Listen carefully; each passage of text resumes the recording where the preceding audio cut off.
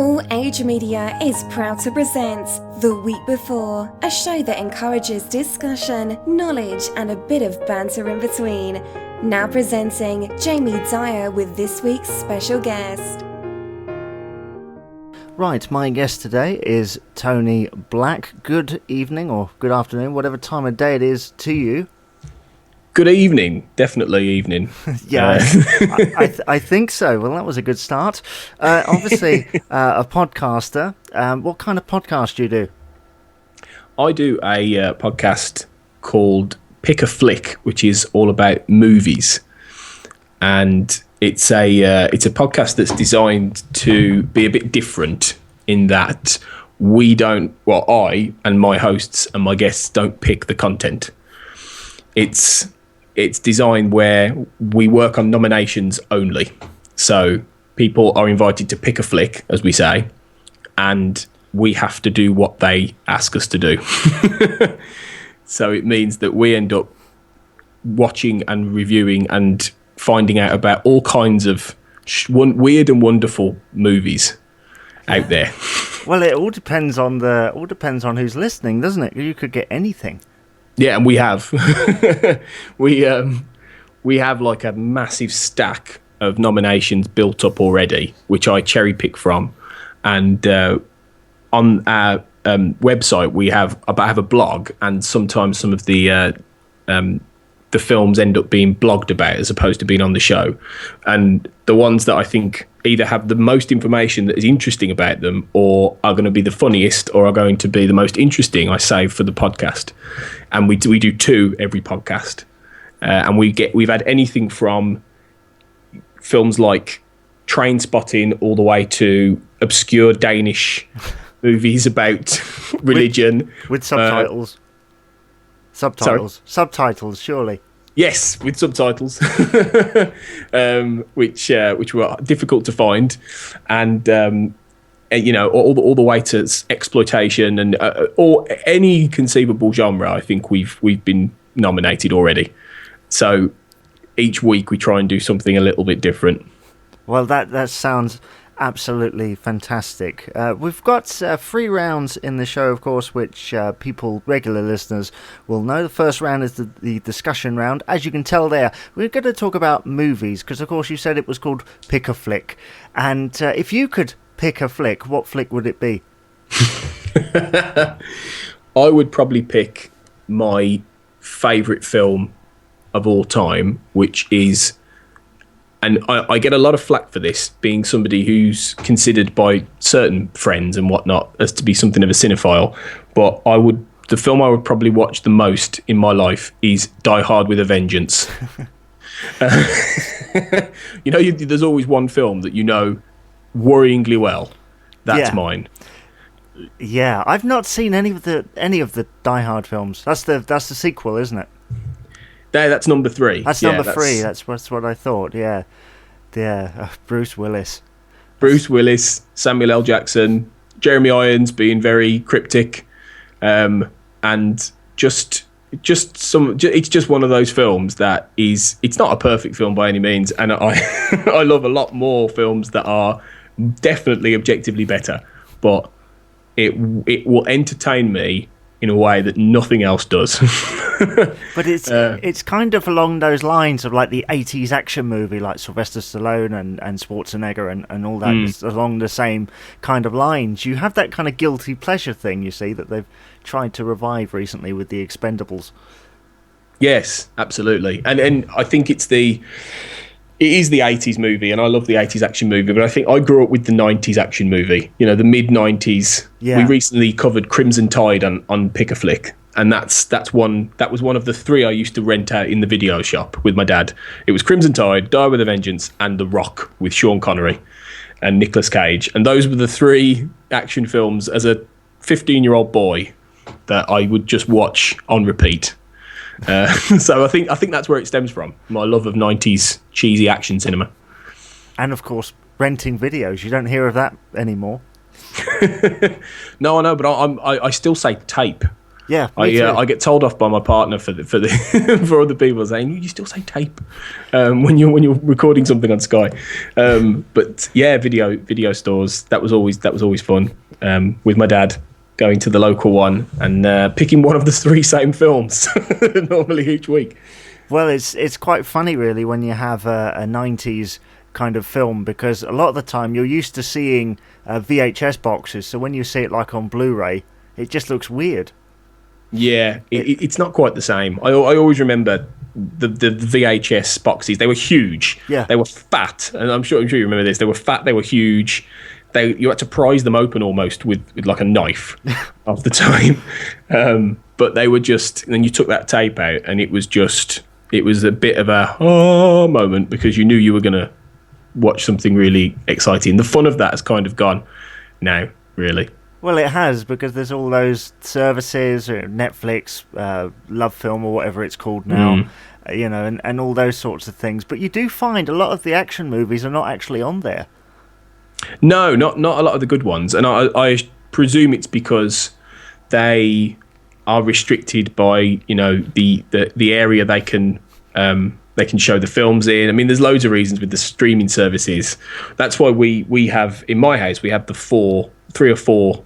We have Amazon Prime, we have Now TV, we have Netflix, and we try and, if we can't find one film on one thing, we'll find a film on another. But it is difficult sometimes when you want to watch something that you grew up with, because it's not always there. No, that's right. I have the same with TV shows, but it must be annoying when surely someone has requested something on Pick a Flick and you've gone to look for it and it's not there. Well, yeah, somebody requested Zardoz, which is a very strange, enormously strange 1973 or 4 movie with Sean Connery. You're laughing. I think you know this one. I don't know. No, I'm not aware. But just saying 1973 is just funny. Yeah, it's Sean Connery in his post James Bond days when he went a bit mad, and it's basically him in a nappy flying around in a giant stone head. In a post-apocalyptic world, and we were nominated Zardoz, and I'm doing a podcast about it on Wednesday, and I had to buy it. I had to like rent it for like £2.50 in order to watch it, because it's not anywhere except Amazon Prime. And of course, there are other ways you can watch films. Wink, wink. But I do prefer to watch them with better clarity. Definitely, but I need to go and seek that film out. What was that called? Zardoz. Okay, that's strange. It's bizarre. It's not one of those films you can throw on at 3:00 on a Sunday. You've got to be in the right mood. But it's interesting. Let's put it that way. But I love films like that. I love films that are very much of their time, like any 1980s Eddie Murphy movie. Yeah, I watched the Beverly Hills Cop trilogy, funnily enough, earlier this year, and they some films are enormously of their time, and when you look back at them now, and that's what we're finding actually with Pick a Flick, when we look back at some of these films, like the other one we're doing with Zardoz is Masters of the Universe, which was 1987. It's He-Man. Yeah. And when you look back, it could not be more 80s. No, well, they're trying to adhere, but there is kind of this 80s nostalgia at the moment. I think so, anyway. There seems to be, certainly in television, because that's my specialist area, not necessarily film, but there's certainly an 80s nostalgia thing going on in popular culture. Well, you are finding quite a lot of 80s films are being remade now, aren't you? And I mean, things like Big Trouble in Little China, which is one of my favourite films ever, which was, I think, 1986, John Carpenter. Yeah. And now The Rock is doing that. Now, I love The Rock, and I happily enjoy things like Fast and Furious and all that kind of stuff, because I am a big action goon, but just leave them alone. Well, it's like when they remade Total Recall, isn't it? Oh, yeah, that was rubbish. It was rubbish. It was when Kate Beckinsale said, "I give good wife," was the point that I actually wanted to throw myself out the window. Yeah. But it's when somebody is allowed and chooses to remake Back to the Future will be the point where I launch a serious protest. Yeah, me too. And I take action. They've gone on record and said that will never happen. But who knows? Well, yeah, we can hope. We can. What is it with remakes? Do they just want to reinvent it, or is it just money? I think it's a bit of both, really. I think they are terrified of originality nowadays, and unfortunately, the audience don't help because they don't go to originality quite often. You know, the biggest moneymakers are the franchises, like your James Bonds, like your Star Wars, or your books that have been adapted, like the Hunger Games, and the things that people that have a built-in audience.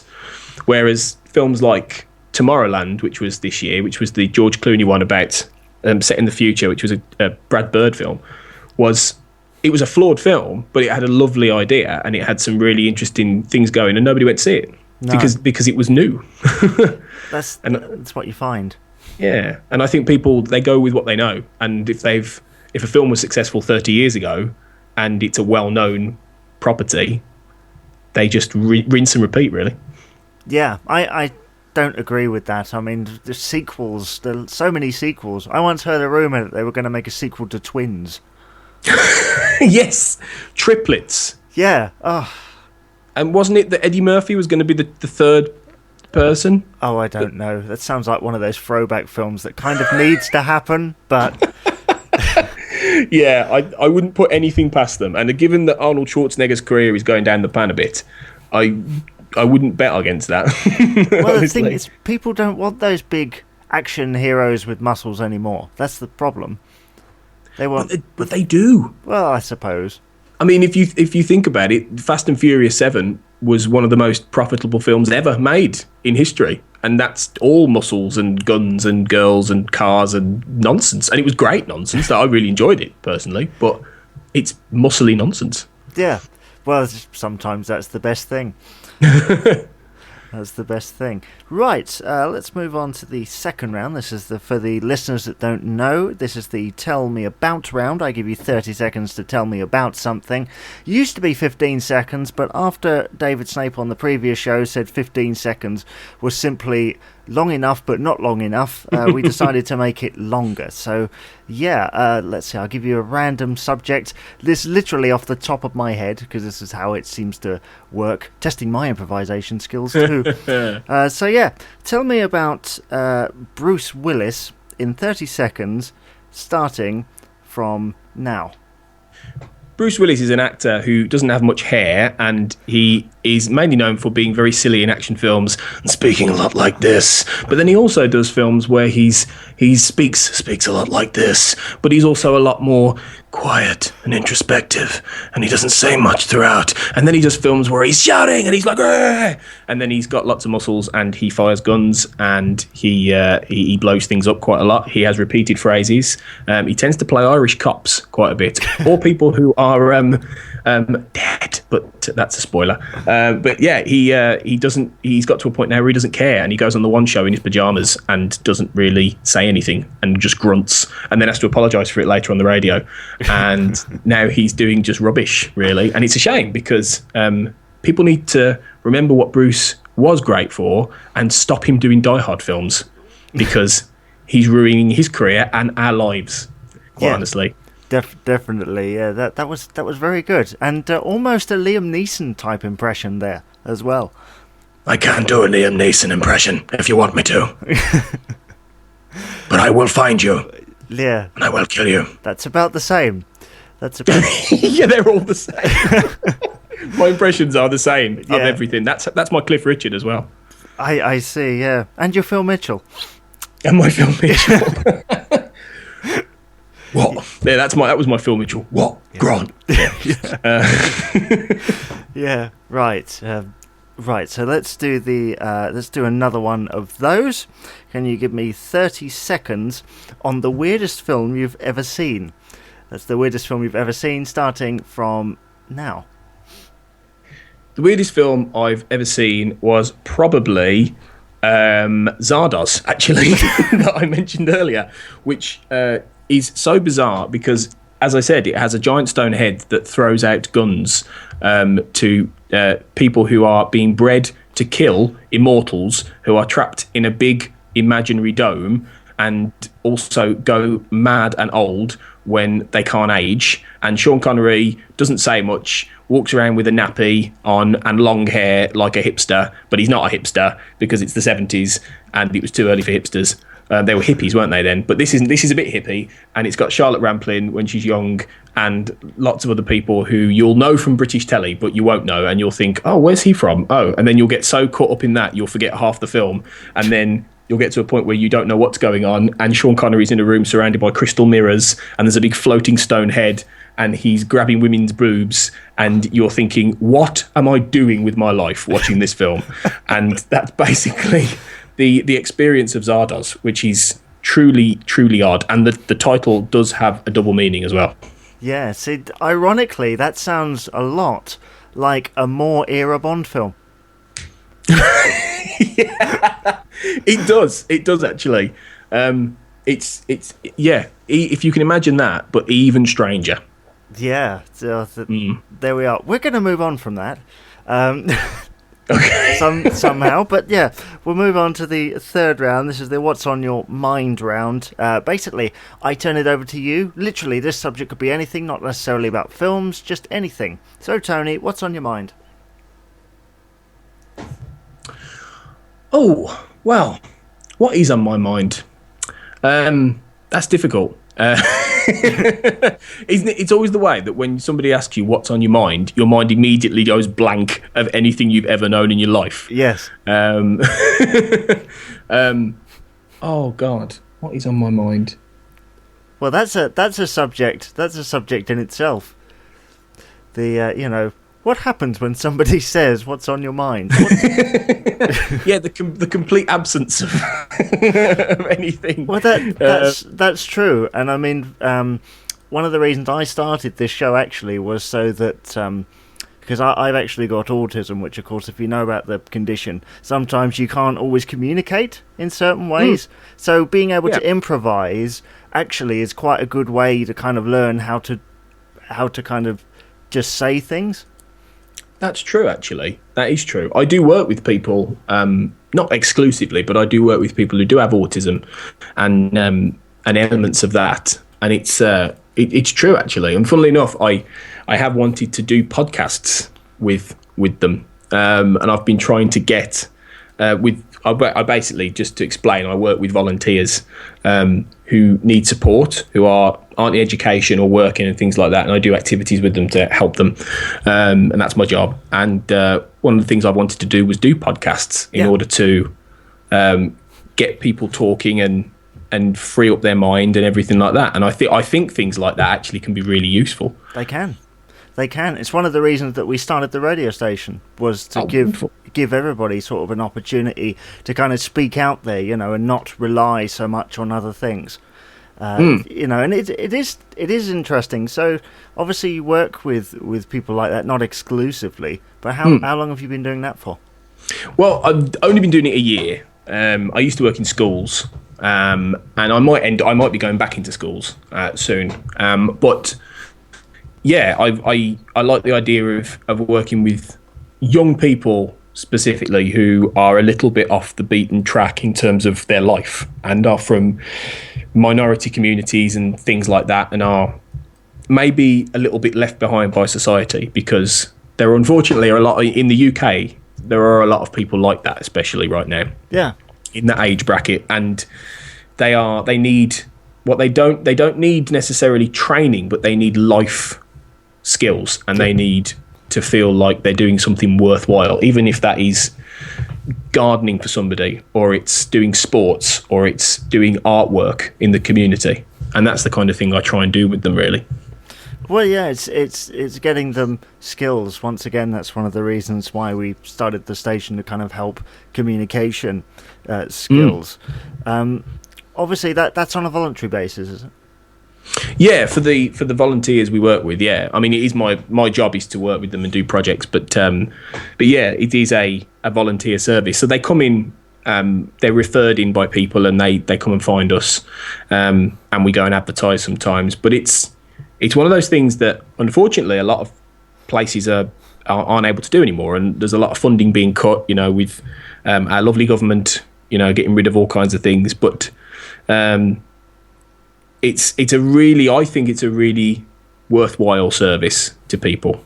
And I enjoyed, and I personally enjoy doing it. It's nice when somebody comes in and they've struggled to find something to do with their day, and they might be depressed and they might not think they've got anything going for them in their life, and they come in and they do some artwork, for instance, and some of them are amazingly talented. Yeah. And they feel so much better, and they have a smile on their face. And I as cheesy as it sounds, I would rather do that for the rest of my life, put a smile on someone's face, than earn £100,000 a year. Yeah, well, so that's all credit to you. That's absolutely fantastic, and hopefully a podcast of some kind gets off the ground, because I know from personal experience working with people with autism also on a voluntary basis that doing something like this off the cuff, if you like. I mean, I've done shows with people where I say hello to them, I press record, and we go for 15 minutes, just talking. And people have tuned in and said, "Why don't you have a plan of what you're going to say?" Well, because otherwise they wouldn't be learning anything.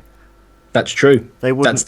That's a good way of putting it. They wouldn't be learning anything, and the point is, I mean, I do a show called Mumble Jumble with somebody, which literally, she said mumble jumble, and it was actually, it actually means to speak without thought.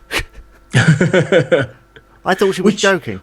But then, which is so hard to do.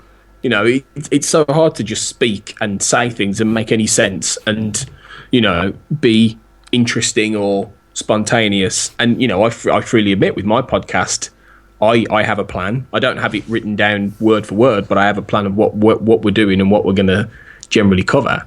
So to just go out there and do something is brave, but that is what I would do with a podcast with those people, with those guys, because I think it would be just getting them in a room and talking really about life and about what they want, what they think. Because that's the thing. These people, they never asked what they think or what they want or what they feel or what they like, and that's one of the reasons they disengage. And I think a podcast, just where they can broadcast that to whoever's listening, is really good, and I'd love to do it. Well, yeah, and hopefully you'll get that off the ground. Obviously, the podcasting community is huge. I mean, I'm not technically in the community, but I am, and I just know there's so many of them out there. It's becoming a massive growth industry, podcasts. It's something truly. I mean, I've been podcasting now for nearly 2 years, but only really this year have I properly invested in it financially and time-wise.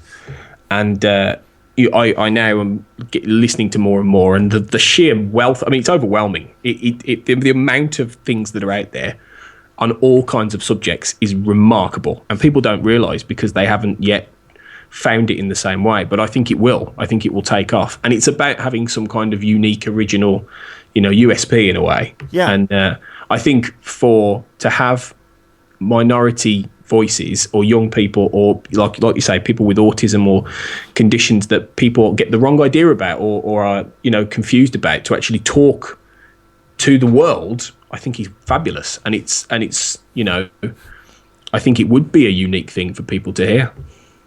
I think so, and obviously podcasting is one of the better mediums for doing that. Absolutely fantastic. Should give a quick shout out actually to the UK Podcasters Group, which is, I believe, where we came to. Because what I should explain is, what I tend to do is, for guests that I don't know, I don't tend to do any research, so that when I actually come to talk to you, it's very natural. It's very natural. It's very off the cuff, if you like. Yeah. And I think that's nice. I think that's a nice. We've had a nice conversation, and I've explained what I do. But yeah, the UK Podcasters Group is brilliant because it's a great resource for people to connect. So if you are interested in podcasting, anyone who's listened to this, all you have to do is follow them on Facebook, like I did, not so long ago actually. And then you meet people like I met Jamie, and we, I'm here. So it's great. Well, it is, and you never know what's there, because the podcasting group to me seem very very much. They'll ask for someone, and you can put yourself forward, and everyone kind of shares ideas, which is very nice. Whereas I find, personally, probably shouldn't say this, but I will, that in the internet radio presenters groups, it's very much about oneself or one's promotion or what one is doing. You know, what can one do for one? Whereas I feel like in the podcasting community, it's a little bit more, little bit more open, if you like, to other people and other ideas, and it's fantastic. Yeah, I think that's really true. And funnily enough, just today, I saw an example of that where two podcasts that I follow and I'm on sometimes, or I'm involved with, and I know the guys.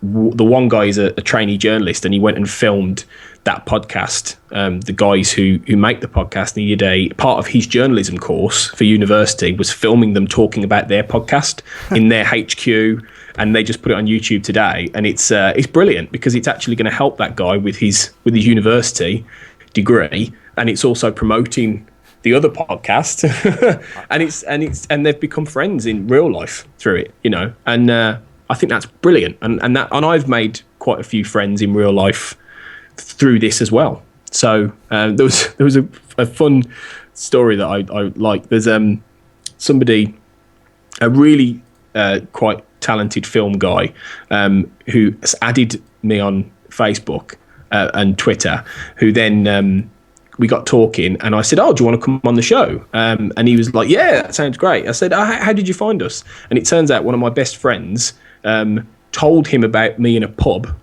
and said, "Why don't you you like films, check out my mate Tony's podcast."